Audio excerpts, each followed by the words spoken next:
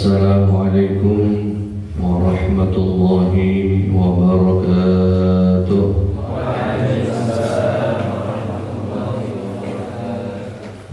Alhamdulillah Rabbil Alamin. Allahumma salli wa sallim wa barik ala habibina Sayyidina Muhammad wa ala ali Sayyidina Muhammad. Amma ba'd. Allahumma bika asbahna wa bika amsayna wa bika nahya wa bika namut wa ilaika nusyur. Asbahna wa asbahal mulku lillah walhamdulillahi rabbil alamin.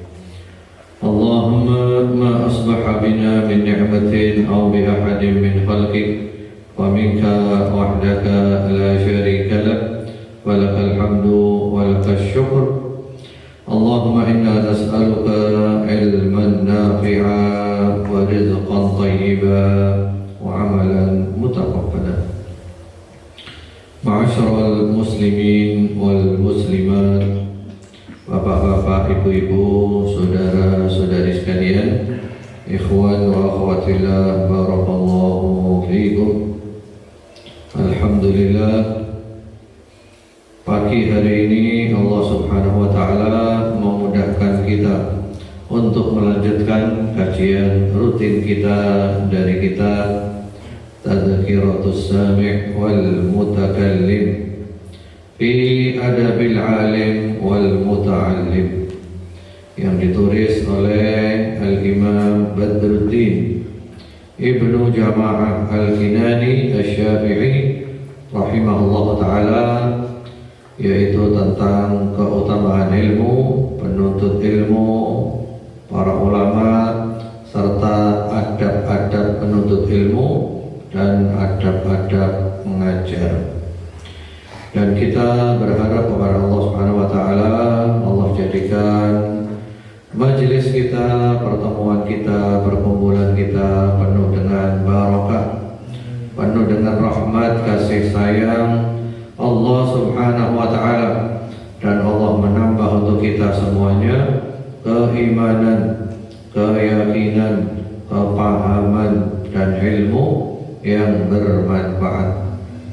Wabil khusus yang paling kita harapkan dan selalu kita harapkan, dengan perantara majelis ta'lim ini, Allah ampuni dosa-dosa kita, Allah maafkan kesalahan kita, dan Allah terima taubat-taubat kita. Dan apabila kita mendapatkan kesulitan, Allah berikan kemudahan. Apabila kita mendapat kesempitan, Allah berikan kelapangan. Jika ada yang dililit hutang, Allah mampukan melunasi hutang-hutangnya. Kalau ada yang sakit, Allah sembuhkan. Kalau ada yang mempunyai hajat kebaikan dunia akhirat, Allah kabulkan hajat-hajatnya. Mudah-mudahan Allah berikan kepada kita semuanya sehat walafiat, istiqamah sampai mati, husnul khatimah. Allahumma amin. Baik, yang lalu kita sampai di mana? Sampai di halaman berapa? Halaman 18-19 ya. Baik, halaman 19 insyaallah. Monggo kita lanjut, yaitu di halaman 19 di pasal itu kan.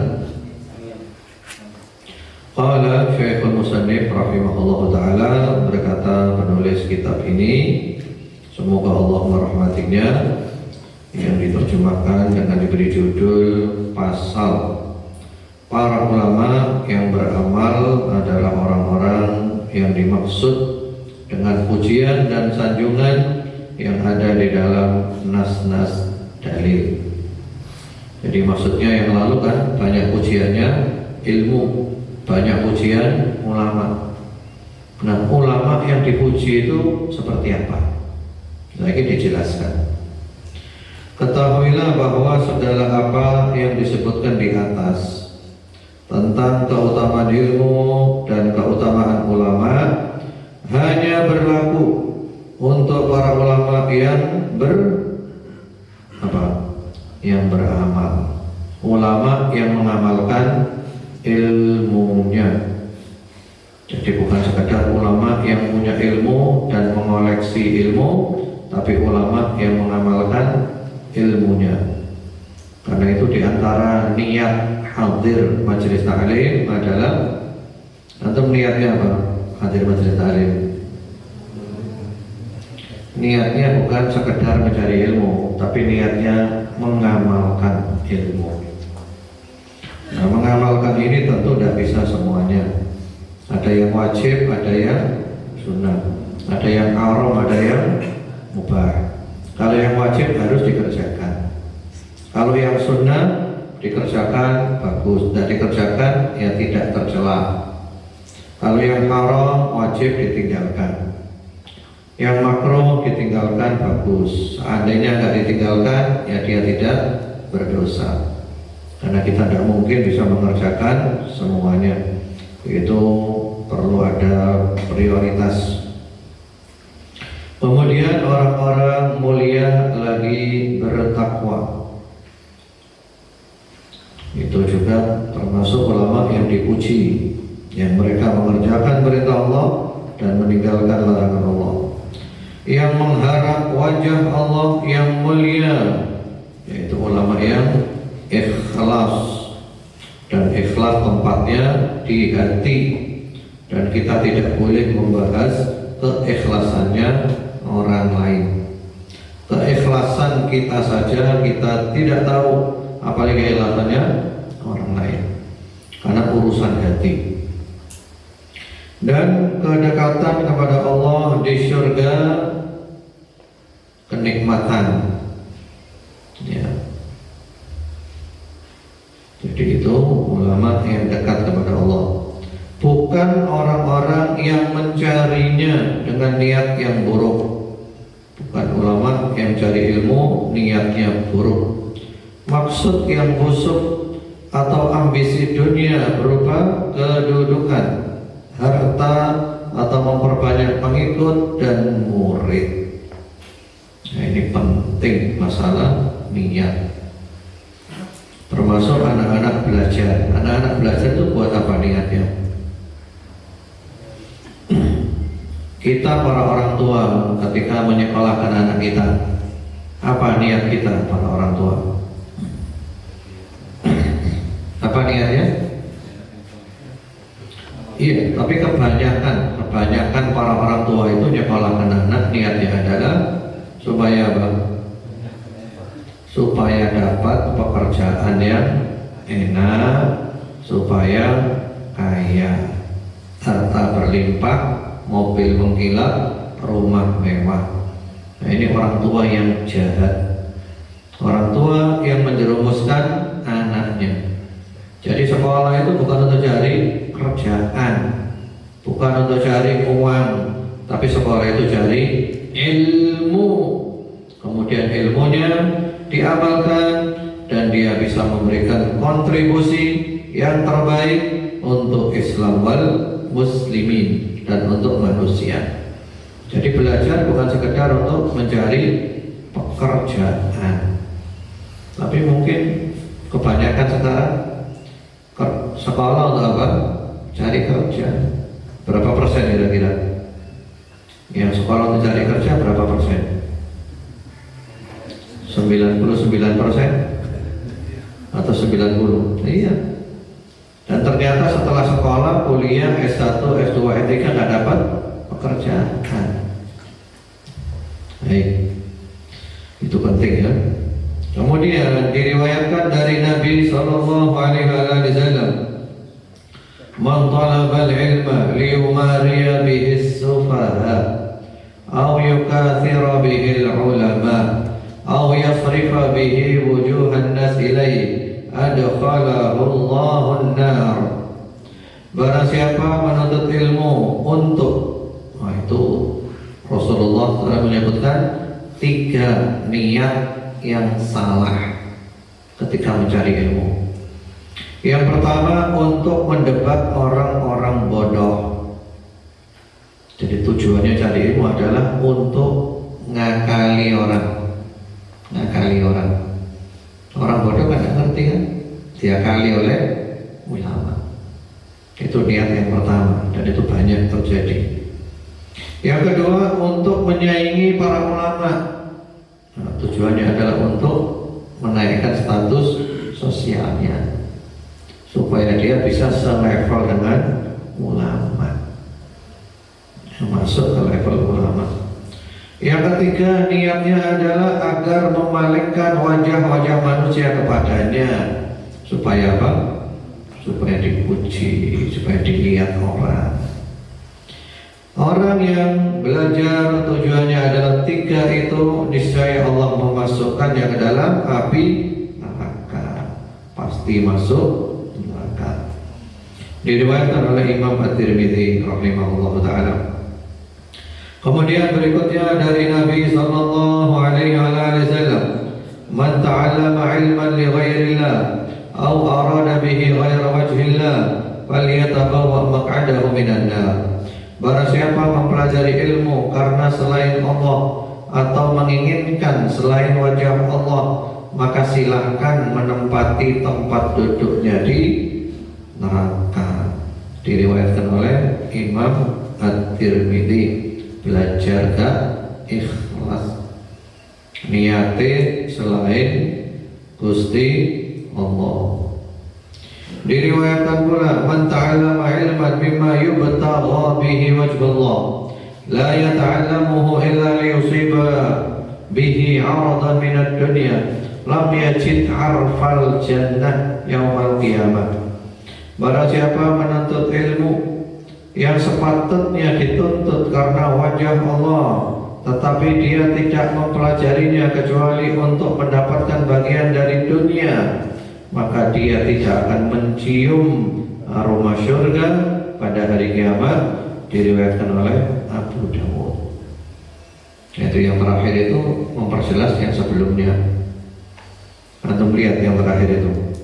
Ya, barang siapa menuntut ilmu yang sepatutnya dituntut karena wajah Allah, maksudnya adalah ilmu agama. Jadi belajar agama tujuannya dunia, maka kata Rasulullah SAW, tidak akan mencium baunya surga. Ya, zamannya keras. Jadi Nabi bukan mengatakan tidak masuk surga, tapi lebih dari itu, baunya surga saja nggak dapat. Padahal bau surga bisa dicium dari jarak yang jauh. Nah sekarang kalau belajar ilmu dunia, belajar fisika, tujuannya oleh dunia, oleh apa? Ya oleh, memang itu ilmu dunia.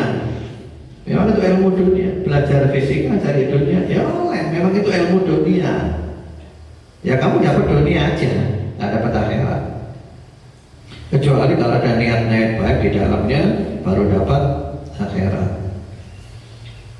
Kecuali kalau belajar di pondok, boleh nggak belajar tahfidz, tujuannya supaya dapat dunia? Ada nggak yang belajar tahfidz ingin dapat dunia? Ada pada? Ya, bahkan ada sebagian guru tahfidz malah motivasi anak untuk hafal Al-Quran dengan motivasi dunia. Ada. Boleh awamu hafal Quran soge, boleh hafal Quran dunia ini, salah, bahaya ini, bahaya. Hafal Quran untuk cari akhirat, nanti insya Allah dunia datang sendiri. Allah yang atur dunia. Kemudian berikutnya ada sebuah hadis yang menakutkan. Hadisnya panjang, yaitu dari sahabat Abu Hurairah radhiyallahu taala anhu, dari Nabi sallallahu alaihi wasallam, "Inna awwalan nas yuqda alaihi yawmal qiyamah wa dzakara ats-tsalatsa wa fihi rajulun ta'allama al-ilma wa 'allamahu wa qara'a al-Qur'an wa utiya bihi fa'arrafahu ni'amahu fa'arafaha. Qala fama 'amilta fiha? Qala ta'allamtu fika al-ilma wa 'allamtuhu wa qara'tu fika al-Qur'an. Qala kadzabta, lakin ta'allamta liyuqal 'alim wa qara'ta liyuqal qari' faqad qil thumma umira bihi fasuhiba 'ala wajhihi hatta ulqiya fin nar. Sesungguhnya manusia pertama yang urusannya diputuskan pada hari kiamat, Nabi menyebutkan 3 orang ya. Dan di dalamnya disebut satu ya, yang berhubungan dengan bab ini, yaitu 3 orang. Ini yang pertama dibakar di neraka.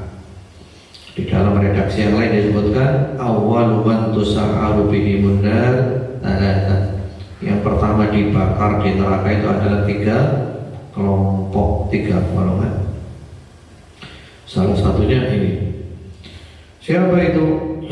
Yaitu seorang laki-laki. Sebenarnya bukan hanya laki-laki ya. Itu kalau diterjemahkan laki-laki benar dan cocok itu. Maksudnya itu orang gitu aja sudah. Karena laki atau perempuan masuk di dalamnya.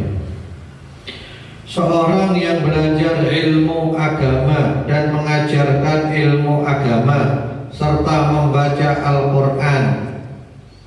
Dia didatangkan nanti pada hari kiamat. Allah mengingatkannya terhadap nikmat-nikmat Allah dan dia mengakui nikmat Allah. Allah bertanya, apa yang kamu lakukan padanya? Dia menjawab, aku belajar ilmu dan mengajarkannya karena engkau. Aku membaca Al-Quran karena engkau. Allah subhanahu wa ta'ala berfirman, kamu berbohong, akan tetapi kamu belajar ilmu agar dikatakan orang berilmu. Kamu membaca Al-Quran agar dikatakan qari, dan itu telah dikatakan. Kemudian diperintahkan untuk menyeretnya tersungkur di atas wajahnya hingga dilemparkan ke dalam api neraka. Diriwayatkan oleh Muslim dan An-Nasai. Ini hadits yang luar biasa dan menakutkan. Para sahabat dulu kalau membaca hadits ini mereka itu pingsan. Kalau tidak salah sahabat Muawiyah radhiyallahu ta'ala anhu, kalau membaca hadits ini beliau pingsan. Yaitu hadisnya menyebutkan ada 3 orang yang pertama dibakar di neraka. Yang pertama ini orang yang apa? Orang yang ngajar ilmu agama, belajar atau ngajar, dan orang yang baca Al-Quran. Nanti kiamat dipanggil, kamu diberi nikmat, punya ilmu, bisa baca Quran, seorang wena, apa amalanmu? Dia bilang, ya Allah, aku dulu belajar dan mengajar karena engkau. Lalu Allah menjawab, kamu bohong. Kamu dulu belajar dan mengajar itu untuk supaya kepingin apa? Kepingin dipuji orang. Ini loh orang pinter, ini loh ulama, tujuanmu itu. Dan kamu dulu membaca Al-Quran, tujuanmu adalah supaya kamu dipuji. Ini loh qari, bacaannya enak. Dan kamu sudah dapat semua pujian itu di dunia. Yang kamu inginkan sudah kamu dapatkan, dan sekarang kamu gak dapat apa-apa. Lalu wajahnya ditelungkupkan, diseret, dilempar ke neraka. 1. Yang kedua adalah orang yang oleh Allah Subhanahu wa ta'ala diberi harta, kemudian dia keluarkan hartanya, dia bersedekah, nyumbang sana, nyumbang sini. Hari kiamat dia dipanggil, kamu dulu diberi harta, buat apa hartamu? Ya Allah, aku dulu bersedekah karena engkau. Sedekah karena Allah. Kemudian dikatakan kamu bohong, kamu dulu nyumbang sana, nyumbang sini, supaya kamu dikenal sebagai apa? Orang yang dermawan, orang yang loman. Dan kamu sudah dapat gelar itu, Sekarang kamu nggak dapat apa-apa. Ditelungkupkan wajahnya, dilempar ke neraka. Yang ketiga, orang yang jihad berperang di jalan Allah sampai gugur. Lalu dia dipanggil oleh Allah, amalmu apa? Aku berperang di jalanmu ya Allah sampai mati syahid. Dijawab, kamu bohong. Kamu dulu perang supaya kamu dapat gelar. Ini loh pemberani, ini loh pahlawan, dan kamu sudah dapat gelar itu. Sekarang kamu nggak dapat apa-apa. Wajahnya ditelungkupkan, dilempar ke neraka. Coba untuk melihat hadis ini, terutama yang terakhir tadi, yang jihad. Yang jihad tadi itu, dia tahu pasti mati. Pasti mati dia tahu. Dan dia siap masuk neraka. Demi apa? Demi apa? Demi ingin dipuji orang. Bayangkan. Dan jihad kan mati resikonya kan? Gak masalah mati, yang penting dipuji orang. Yang penting masuk koran, si fulan pemberani, si fulan pahlawan. Orang-orang menyebut saya sebagai pemberani pahlawan, masuk neraka gak masalah. Subhanallah. Jadi siap masuk neraka demi apa? Dipuji oleh orang lain. Ya, atau mau tidak masuk neraka demi dipuji orang? Mau apa enggak? Ya, enggak. Tentu kita enggak mau dipuji, itu dapat apa? Enggak dapat apa-apa. Itulah bahayanya tidak ikhlas, dan mudah-mudahan Allah jadikan kita orang-orang yang ikhlas. Dipuji dapat apa sih dipuji itu? Antum muji saya dapat apa? Dapat apa saya? Ya nggak dapat apa-apa. Kalau faedahnya dipuji itu. Orang sedunia muji saya dapat apa? Rekening saya tetap atau bertambah? Nggak bertambah, dipuji kok. Ya kalau ditransfer. Kalau dipuji nggak bertambah, dipuji itu nggak ada faedahnya. Kalau ditransfer ada faedahnya, rekening bertambah gitu. Makanya kalau orang dipuji saja, tapi dipuji itu rugi, kamu nggak oleh apa-apa, udah ngerokok malah. Ya, karena apa? Nggak ikhlas. Dicaci orang juga, ada bahayanya nggak? Ada bahayanya apa enggak? Ya nggak ada. Emas dicaci maki tetap emas itu. Seperti itu. Demikian. Kemudian berikutnya dari Hamad bin Salamah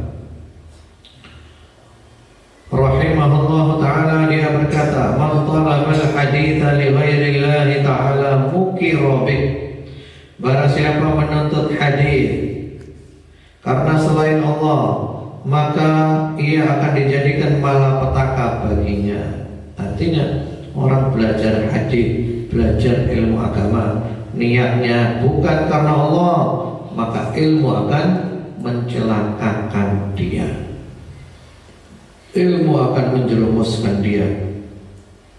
Dari Bishr rahimahullah ta'ala, dia berkata, Auhallahu ta'ala ila Dawud, la taj'al baini wa bainaka 'aliman maftunan fayasuddaka bisukrihi an mahabbati ulaika qutta'ut tariq ala ibadi.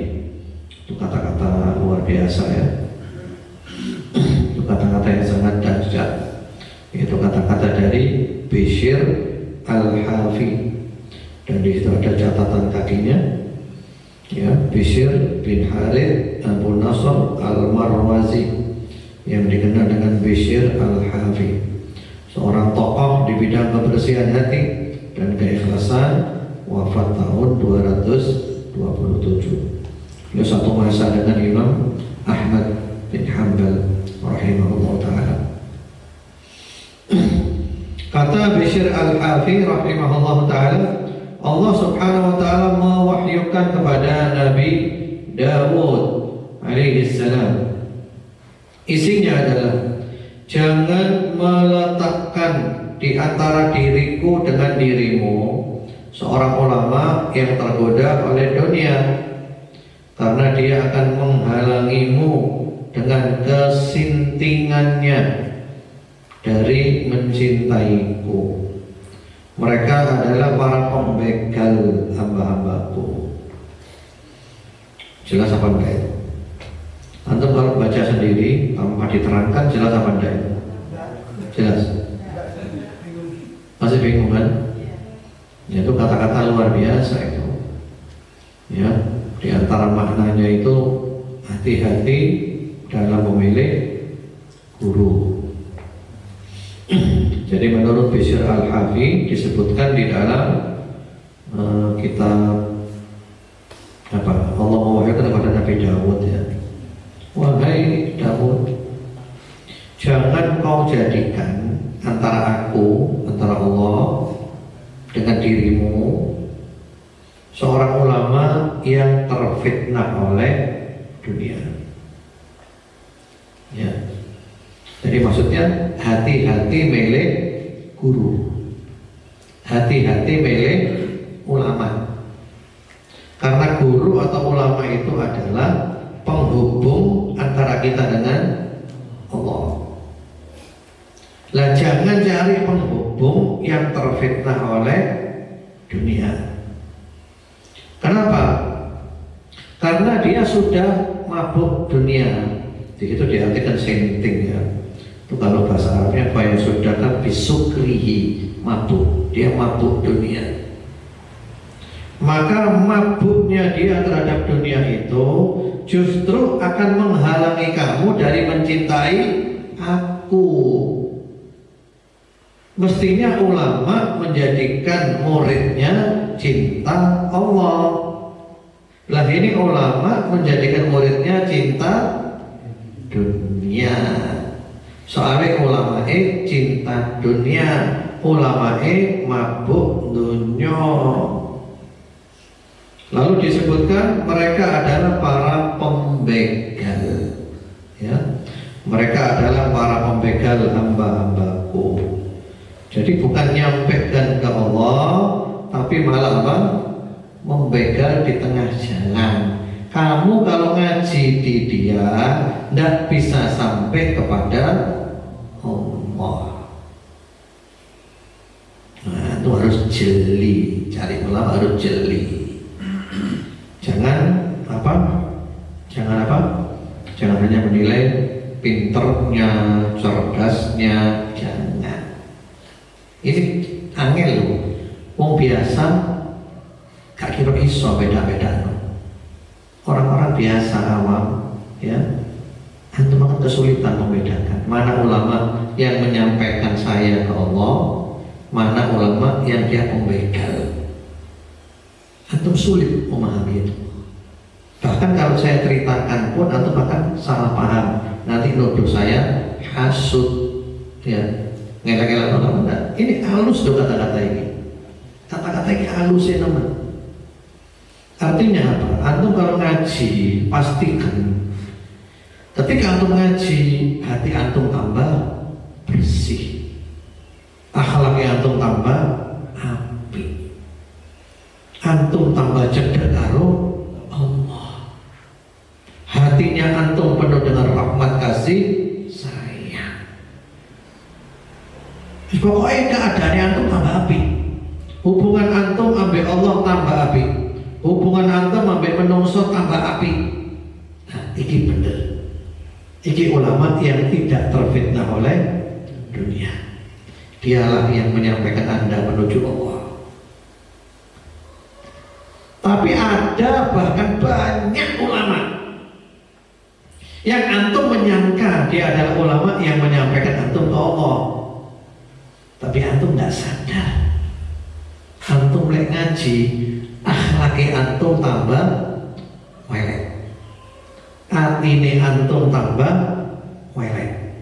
Mungkin antum semangat ngaji, mungkin antum semangat sembahyang, sholat, semangat ya, ibadah, tapi hubungan antum dengan manusia tambah jelek, hati tambah kotor, antum tambah pinter nyalahkan orang. Hati-hati loh, antum gak sadar. Inilah yang namanya utorut thariq, para pembegal. Tapi banyak manusia tidak sadar. Karena apa? Karena di mulutnya itu Al-Quran, di mulutnya itu As-Sunnah, Al-Quran, As-Sunnah, ya. Sehingga orang-orang menyangka ini ulama-ulama akhirat. Padahal justru dia menghalangi kamu sampai di akhirat. Paham apa enggak? Saya yakin antum masih belum paham. Angel paham ini. Ya betul, ini butuh kejelian. Karena sekarang kan banyak ulama di medsos, buka di YouTube, wah kayak ulama. Ya.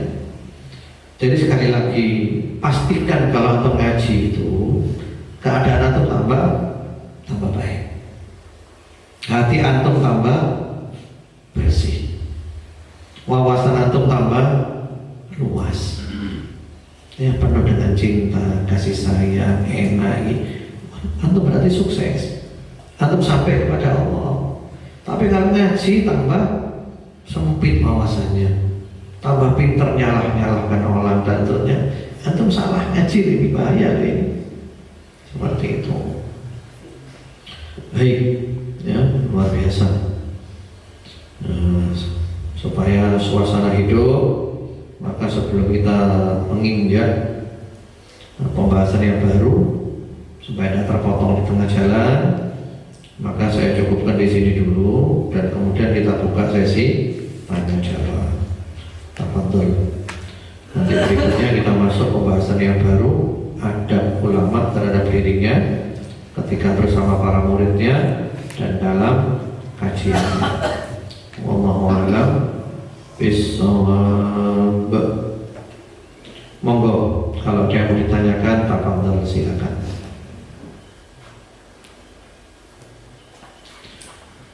Ayo, supaya tidak ngantuk tuh. Jangan ngantuk, tak ada. Ngaji semangat. Ayo.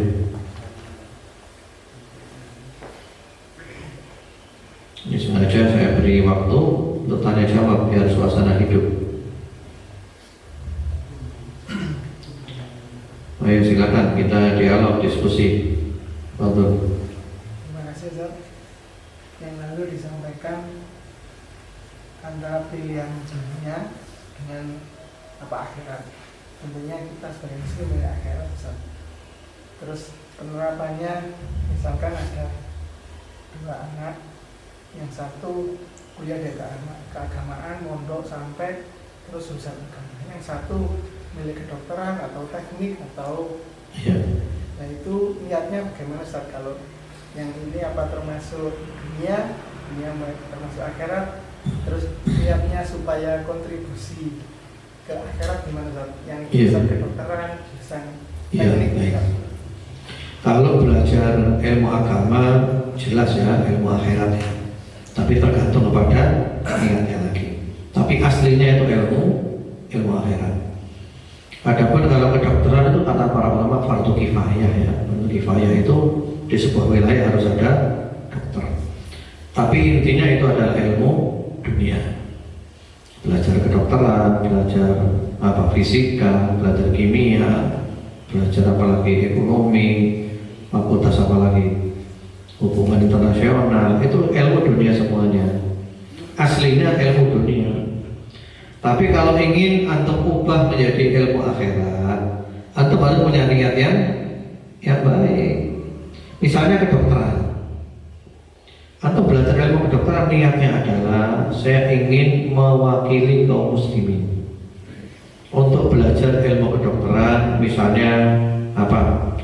Misalnya ilmu anak, misalnya tujuan saya adalah untuk menyembuhkan anaknya kaum muslimin, dan saya pun nanti akan memberikan kemudahan kepada pasien saya, tidak menyulitkan. Kalau ada obat yang murah dan manjur, maka saya beri pasien saya obat yang murah dan manjur itu. Tidak harus saya beri obat yang mahal. Demikian pula saya tidak akan menerapkan tarif yang mahal dan seterusnya. Antum niat-niat baik, itu jadi ibadah. Innamal a'malu binniyat wa innamal likulli imri'in ma nawa. Jadi ibadah itu. Antum belajar ilmu nuklir, Tujuan saya nanti ketika umat Islam butuh saya akan berikan kontribusi supaya umat Islam punya nuklir untuk menuklir Zionis, Yahudi, Israel. Ya, bukan jalan tuh belajar nuklir. Jadi ojo belajar tujuannya apa? Engkau jadi iki sarjana, engkau duitnya akeh. Nah, jangan. Itu remeh, kesel tuh. Wis belajar kesel oleh dunia tok mlebu neraka. Jadi ditambahin niat-niat baik. Jangankan seperti itu, olahraga saja tuh goes. Goes itu aslinya kan bukan ibadah kan? Tapi antum bisa goes dengan nilai ibadah. Apa? Saya goes supaya sehat. Kalau sehat, saya bisa mengabdi kepada Allah, saya bisa dakwah, saya bisa ini, lancar. Itu bernilai ibadah. Jadi itu aslinya adalah apa? Aslinya dunia, tapi berubah menjadi ibadah ketika mendatangkan cinta dan ridho Allah. Niatnya antum api, maka Allah ridho sama antum, Allah cinta sama antum, maka bernilai ibadah. Ibadah kan gitu. Definisi ibadah itu apa? Definisi ibadah apa? Apa? Iya, itu ibadah. Kalau definisi secara bahasa, at-tadallul wal khudu, menghinakan diri dan tunduk kepada Allah, ya. Itu secara bahasa. Secara syariat, definisi yang lengkap itu adalah ismun jami'un likulli ma yuhibbuhullah wa yarda minal aqwal wal af'al adh-dhahirah wal batinah. Jadi ibadah itu semua aktivitas kita, ucapan kita, perbuatan kita, yang tampak, yang tidak tampak, selama hal itu mendatangkan ridhonya Allah, mendatangkan cintanya Allah, maka namanya apa? Ibadah. Sehingga ada namanya ibadah mahdhah, ada ibadah ghairu mahdhah. Ibadah mahdhah ibadah yang murni, ibadah kayak antum sekarang ini ibadah murni. Kayak tadi kita sholat ibadah murni, poso ibadah murni. Tapi ada lagi ibadah yang aslinya bukan ibadah, tapi berubah menjadi ibadah ketika niat-niat kita baik sehingga mendatangkan cinta dan ridhonya Allah. Jadi itu yang penting. Jadi antum belajar kedokteran, niatnya adalah saya akan memberikan kontribusi yang terbaik untuk Islam wal muslimin, dan benar-benar dipraktekkan seperti itu. Wangel Ustaz, jadi wangel, sing ora gak angel kok. Niat ikhlas itu wangel. Kami pernah belajar ilmu ikhlas, ngajar ilmu ikhlas di masjid Grade B panjang lebar, memang wangel. Soalnya ganjaran itu gede. Dan para ulama sepakat nggak ada khilafiyah. Sing paling wangel itu ya ikhlas. Karena ketika kita sudah ikhlas, muncul ketidakikhlasan. Kita hilangkan, muncul lagi. Kita hilangkan, muncul dalam bentuk lain. Sehingga harus apa? Berjuang terus demi menggapai keikhlasan. Seperti itu. Wallahu a'lam. Monggo kalau ada lagi, monggo silakan. Waalaikumsalam warahmatullahi wabarakatuh. Seperti yang Ustaz sampaikan tadi, bahwasanya apa itu belajar agama itu kita harus mencari guru yang betul. Iya. Nah, di sini permasalahannya kita kan awam. Iya. Kita kan awam, sehingga untuk menilai guru yang betul dalam arti sesuai dengan syariat itu kita kan sulit. Iya. Nah, bagaimana cara untuk satu mungkin mencarinya, kedua barangkali membedakan Iya. apakah ini sesuai dengan saya, Iya. apakah tidak. Terima kasih Ustaz. Assalamualaikum. Baik. Waalaikumsalam warahmatullahi wabarakatuh. Ini pertanyaannya luar biasa, tapi saya tidak mau menyebut nama ya. Cuma saya menyebutkan kriteria saja. Dan ini setelah saya perjalanan panjang, penelitian dan seterusnya. Yang pertama tentu dipastikan ulama itu ahlus sunnah wal jamaah ya. tidak menyimpang. Dan Ahlus Sunnah wal Jamaah itu luas maknanya. Kalau antum NO mau belajar NO, monggo silakan. Yang penting NO versi Kiai Haji Hasyim Asy'ari. Kemudian kalau antum Muhammadiyah mau belajar Muhammadiyah silakan. Yang penting Muhammadiyah versi Kiai Haji Ahmad Dahlan. Kalau antum Al-Irsyad silahkan Al-Irsyad versi Syekh Surkati. Ini tiga ulama ini sama sekolahnya di Mekah kabeh, lulusan Mekah kabeh, satu perguruan ini. Dan berdirinya pun di Indonesia berdekatan waktunya. Kemudian kalau antum ikut Persis ya silakan, ajarannya Al-Hasan. Kemudian kalau antum ikut Habaib silakan, tapi Habaib yang versi Habib Abdullah bin Alwi Al-Haddad Sohibur Rotib itu Ahlus Sunnah wal Jamaah, kitab-kitabnya banyak. Antum ikut Salafi tidak apa-apa. Salafi ya, Salafi versi Imam Ahmad bin Hanbal, versi Imam Hanbal ya. Kemudian kalau antum atau juga mungkin Ibnu Taimiyah lah. Kalau antum mau ikut Jamaah Tabligh tidak apa-apa, Syekh Zakaria Al-Kandahlawi. Atau ikut Ikhwanul Muslimin juga tidak apa-apa, yang dipelopori oleh Hasan Al-Banna. Ini semuanya Ahlus Sunnah wal Jamaah, tidak ada yang tersesat. Ini semuanya Al-Firqatun Najiyah, golongan yang selamat. Bukan Ahlul Bid'ah. Ahlul Bid'ah itu siji. Ahlul Bid'ah itu Syiah, Rafidho, Khawarij, liberal, takfiri dan seterusnya. Itu ahli bid'ah. Kali ini ahli sunnah. Nah silahkan Anda ngaji di ulama-ulama ini. Yang penting Pak ya, ini yang paling penting ini, titik penting ini. Ketika antum ngaji itu, ya hatinya antum tambah bersih. Aku lek ngaji dek ini, kok hatiku tambah bersih. Aku merasa semakin dekat kepada Allah. Aku merasa semakin baik kepada orang, pada makhluk. Kok tambah lembut hatiku. Wis terus no istiqomah. Anda berada di jalur yang tepat. Itu. Tapi kalau Anda ngaji dan ternyata aku semakin ngaji, kok wawasanku semakin sempit.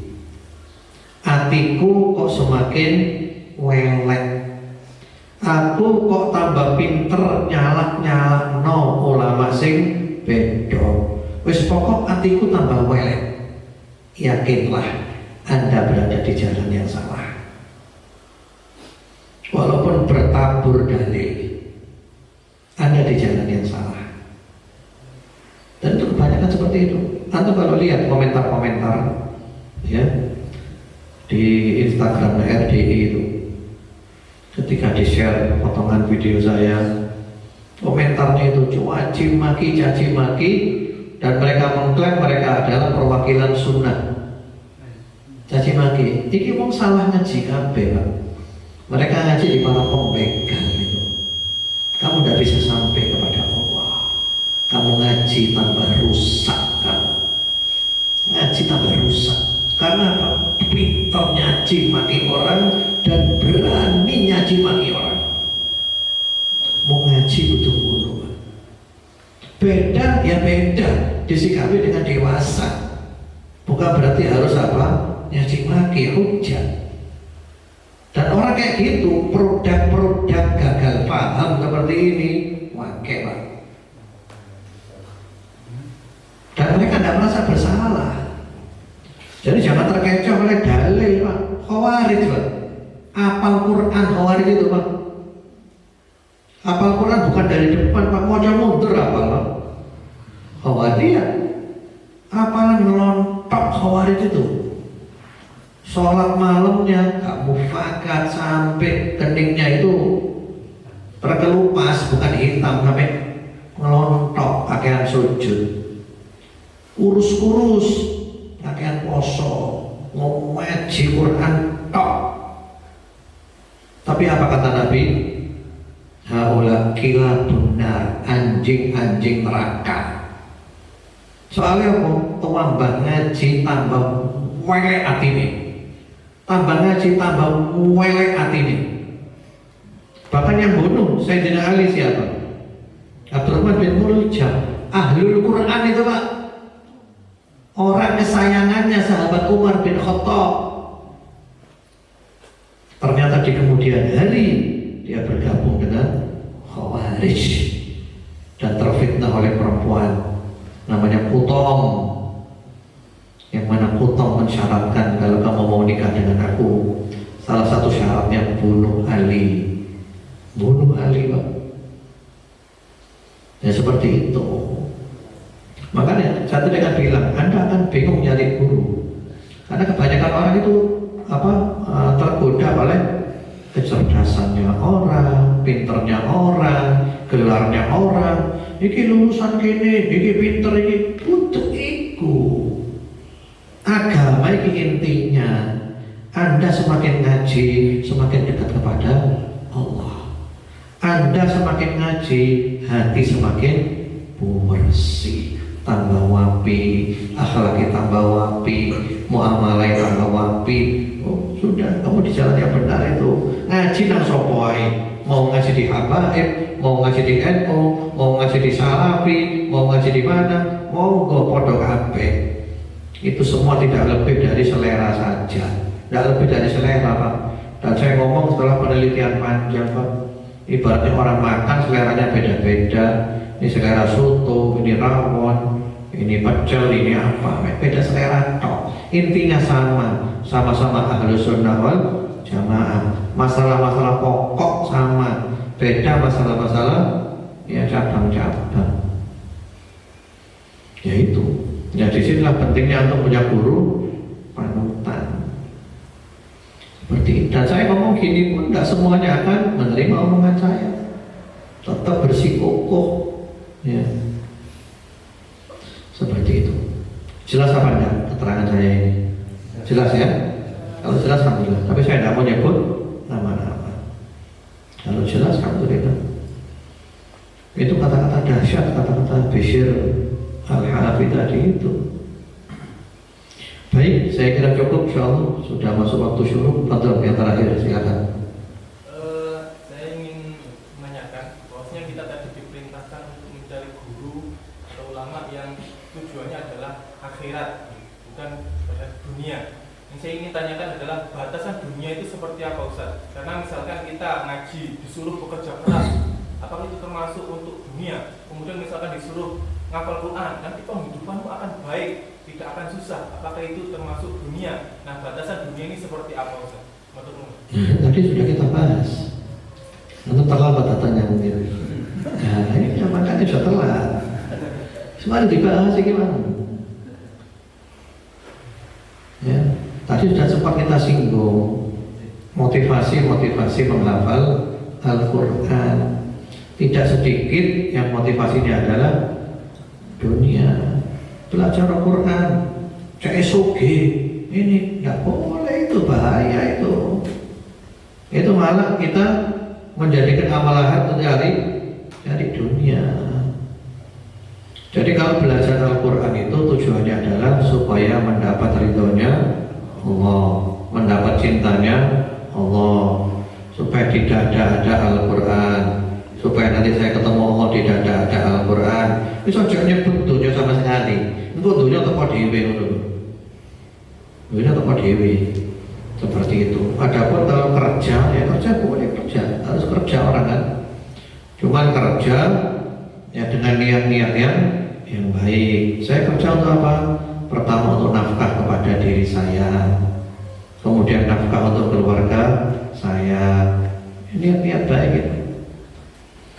Jadi jangan sampai belajar agama dan niatnya niat dunia, itu ya tidak boleh itu. Ada hadis yang apa ya, ketika kita baca itu ada unsur motivasi. Seperti gini, mansagola apa Al-Quran, siapa yang disebutkan dengan Al-Quran, tidak sempat meminta kepada aku, maka Allah akan memberikan dia karunia yang melebihi karunia yang Allah berikan pada orang yang minta kepada Allah. Iya, tapi bukan kemudian kita bilang belajar Al-Quran kayak awakmu oke, bukan gitu sih penjelasannya. Penjelasannya, Anda ketika belajar agama, Anda ketika belajar Al-Quran, Anda tidak mungkin disia-siakan oleh Allah. Jangan merisaukan masalah dunia. Karena orang kalau cari akhirat dapat, dan dunia pun mengikuti. Tapi kalau orang cari dunia, akhirat pasti nggak dapat. Dunia pun mungkin dapat, mungkin tidak. Jadi cara menjelaskannya bukan wis ngapal Al-Quran aja, engkau dunia pun wis apa jenenge bakal sugih. Jangan.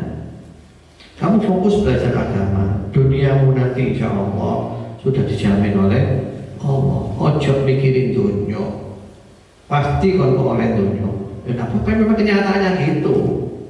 Itu banyak ayatnya ada, ya, man aradal akhirata dan seterusnya. Kemudian juga ada hadis itu kan, bahwa orang itu yang tujuannya adalah akhirat, maka Allah menjadikan hatinya tenang dan dunia pun datang kepada dia, seperti itu. Jelas apa enggak? Jadi cara menjelaskannya jangan bilang belajar Al-Quran engkau suki, jangan. Belajar Al-Quran engkau dunyomu wis diatur karo Gusti Allah. Jangan merisaukan dunia. Dunia diatur oleh Allah. Jadi begitu. Kan bedakan itu penjelasannya kan? Beda. Apakah nanti kaya atau enggak? Nah, itu belum tentu. Yang penting dunianya oleh Allah dijamin. Sugih apakah itu urusannya Gusti Allah. Orang kafir aja oleh Allah dijamin, apalagi orang yang baik. Tidak mungkin oleh Allah disia-siakan. Baik, insyaallah saya kira cukup. Semoga bermanfaat. Mudah-mudahan Allah berikan kepada kita semuanya sehat walafiat, istiqamah sampai husnul khatimah. Allahumma amin. Wa sallallahu wasallam ala sayyidina Muhammadin wa ala alihi walhamdulillahirabbil alamin. Subhanakallahumma bihamdika asyhadu an la ilaha illa anta